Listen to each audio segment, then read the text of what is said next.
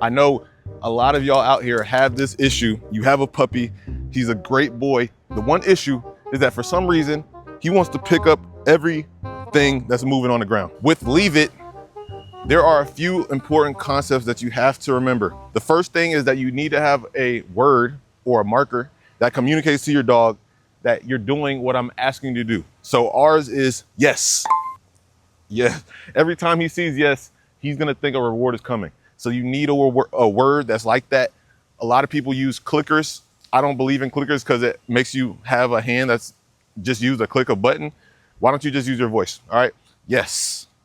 Every time I say yes, he thinks he's gonna have a reward because he did something right. The next concept that you need to know is what I call the leash communication cycle, okay?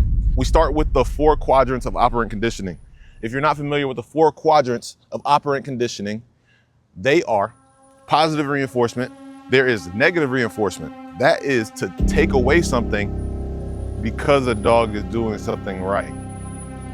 It might not make sense, but negative reinforcement is like taking away leash pressure.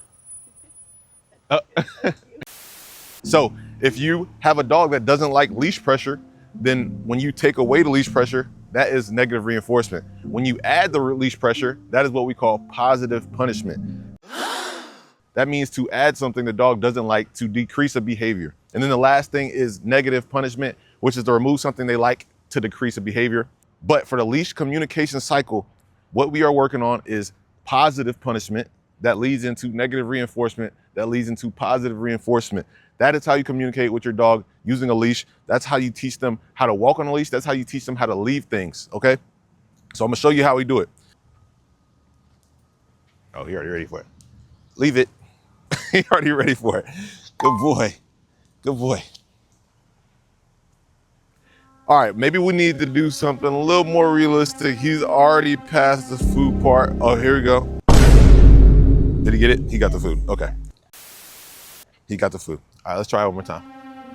Let's try it one more time. Okay, he got the food. All right, all right. All right, let's try. All right, come on. Leave it. Yes, good boy. So y'all can see, like I said, when y'all are watching this, I want y'all to pay attention to the leash. Leash communication cycle works whether it is dogs, whether it is toys, whether it is treats, whether it is sticks or rocks. It's the same communication using the leash. You're gonna see it plenty of times today. Good boy. Toby. Yes, good boy, sit. Good boy. Now that's not playing, but that's a good thing to do whenever your dog is being barked at by another dog, right? And we want to teach them how to not react or how to listen to you regardless of the distractions that are going around. You need to be able to put them in a sit or down whenever you need to, okay? Let's get it. It's the same thing when you're trying to teach a dog how to walk on a leash, right? If they lead you and stop paying attention to you, you give them a positive punishment, negative reinforcement. Yes, positive reinforcement for coming back to me. That's what we're communicating. Okay, come on. A lot of y'all out there that have leash problems, part of the reason you have leash problems is because y'all don't realize that pulling on a leash is less effective than popping on the leash, okay? A pop on a leash is what's gonna send a message. A pull on a leash is never gonna send a message because it's too constant. Watch this, let's do a leave it. Leave it. Yes, yes, good boy, good boy. All right, so I didn't even need to do the leash communication because he's done it so many times, right? This doesn't send a message.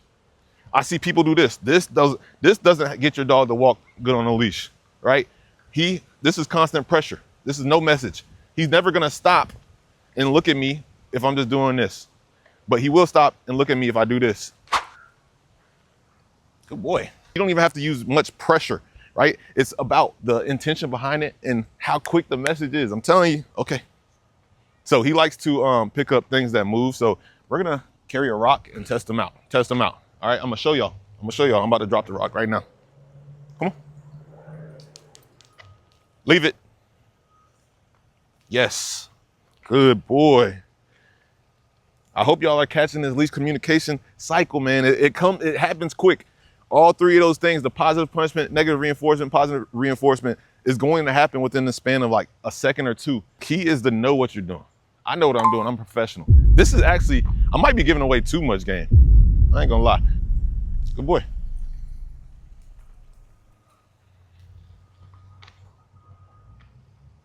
Yes, good boy. All right, so sometimes you don't even have to say anything, right? That's not a leave it, that's a, you hit the end of the leash, you need to pay attention where I'm at.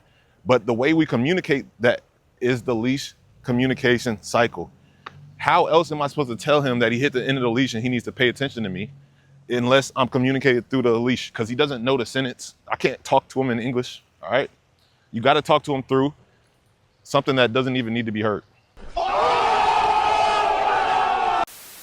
So we're gonna do another leave it. Let's try it. Hey, leave it. Yes, good boy.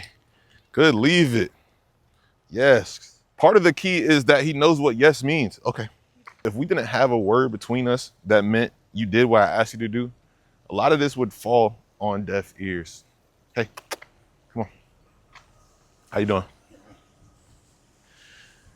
You need to establish a word with your dog that means you did what I asked you to do, and now you're gonna get a reward. It helps with everything you want to teach them in the future. Leave it. Yes, good boy. He's a good boy. You see, every time I say yes, his ears perk up, he gets excited. It's because he knows what it means.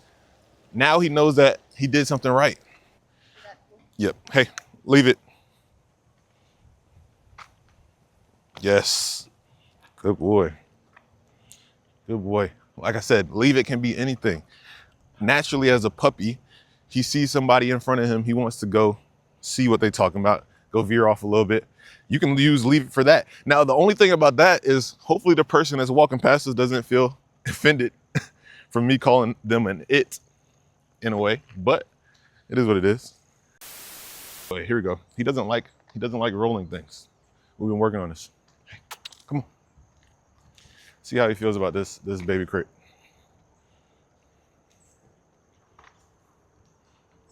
How you doing? Good boy. Toby. Leave it. Yes. Yes. Good boy. Now, sometimes you don't have to give him a treat every time. And I would actually advise to not give him a treat every single time. Definitely over 50% of the time, but you definitely got to mix it up a little bit. The dogs like it when it's mixed up. Anybody that has a pulling dog, the dog pulls because you're boring outside. I ain't gonna lie. You're a boring walker.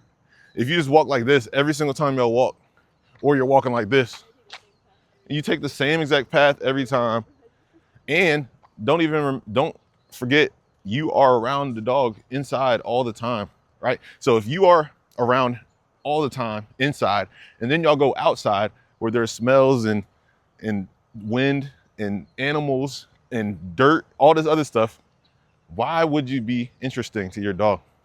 Especially if you walk the exact same way, right?